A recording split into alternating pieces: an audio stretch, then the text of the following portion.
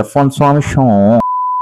నమస్కారం, ఎఫ్ఎన్ స్వామికి స్వాగతం. ఈనాటి ముఖ్య అంశాలు: శనివారం స్ప్రింట్ హామిల్టన్ గెలిచాడు, ఆదివారం రేసు ఆస్కర్ గెలిచాడు, కొత్తగా వచ్చిన రూకీస్లో ఉన్న ఫెర్నాండో అలోన్సోకి మరో డిఎన్ఎఫ్ తప్పలేదు, నాకున్న పోటీదారుడు లియామ్ లాసన్ అంటున్న ఫెర్నాండో.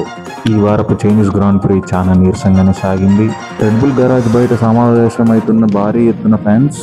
ఆస్ట్రేలియాలో నొక్కాల్సిన K1 ఆఖరికి హామిల్టన్ నొక్కాడు. 19 ల్యాపులతో కూడుకున్న ఈ చైనీస్ స్ప్రింట్ రేస్ హామిల్టన్ గెలిచాడు.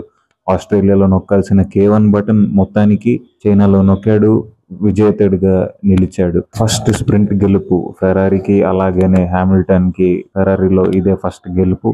కానీ టిఫోసిస్కి ఆనందం 3 గంటలు కూడా ఉండలేదు, ఎందుకంటే 3 గంటల్లోనే క్వాలిఫైయర్స్ ఉన్నింది.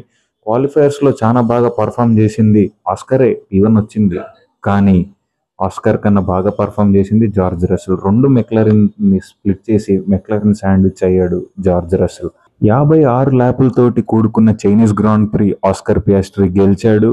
ఆస్ట్రేలియాలో అంత సరిగ్గా రానిని ఆస్కర్ పియాస్ట్రీ ఈసారి ఏమాత్రం తన దృష్టిని అటు ఇటు పోనీకోకుండా నైపుణ్యంతో వేగంగా తోలి చైనీస్ గ్రాండ్ ప్రీని గెలిచాడు.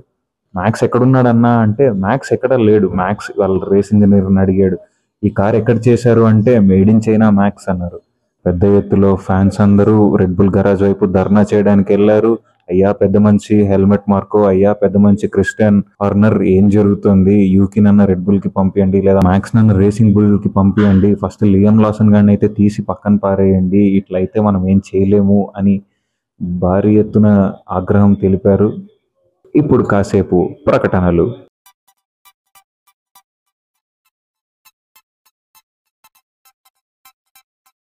చైనీస్ గ్రాండ్ ప్రీ ముగిసే సమయానికి రేసర్స్ అందరూ ఇలా నిలిచారు: లాండో నారిస్ 44 పాయింట్లు, మ్యాక్స్ వెర్స్టాపెన్ 36 పాయింట్లు, జార్జ్ రస్సెల్ 35 పాయింట్లు, రేస్ విన్నర్ ఆస్కర్ పియాస్ట్రీ 34 పాయింట్లు, కిమీ యాంటోనెల్లి 18 పాయింట్లు, చార్ల్స్ లెక్లెర్ 18 పాయింట్లు, లూయిస్ హామిల్టన్ 17 పాయింట్లు, అలెక్స్ ఆల్బాన్ 12 పాయింట్లు, లాన్స్ స్ట్రోల్స్ పెద్ద పులి 8 పాయింట్లు, ఎస్తబాన్ ఆకాన్ 6 పాయింట్లు.